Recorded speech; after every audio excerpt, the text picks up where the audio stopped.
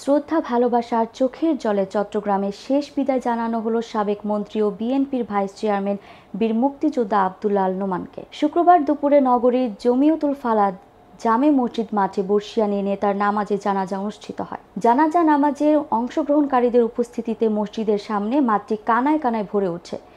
মাঠ ছাপিয়ে পাশে সড়কও পরিপূর্ণ ছিল নেতাকর্মী ও ভক্ত অনুরাগীদের।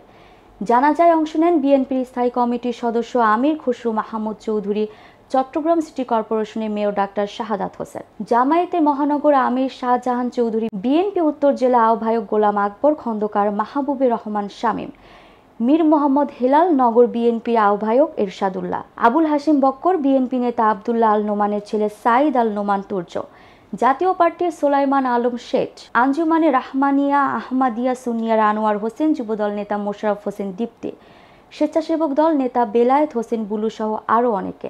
জানাজা শেষে রাষ্ট্রীয়ভাবে গার্ড অফ অনার দেওয়া হয় চট্টগ্রাম জেলা প্রশাসকের পক্ষ থেকে। নোমান ভাই একজন পরিপূর্ণ একজন উনি ছাত্র নেতা ছিলেন, উনি কৃষক নেতা ছিলেন, উনি মূল রাজনীতি করেছেন, উনি স্বাস্থ্য বিনয়ী ভদ্র একজন মানুষ। আমাদের রাজনীতিতে বিনয়ের একটা অভাব আছে।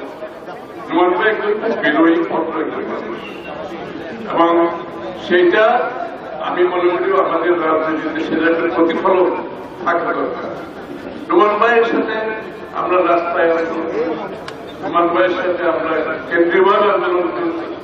উনি বাংলাদেশের যেখানে যখন ওনার দায়িত্বপ্রাপ্ত হয়েছে উনি ওনার হৃদয়ের থেকে কাজ করেছেন।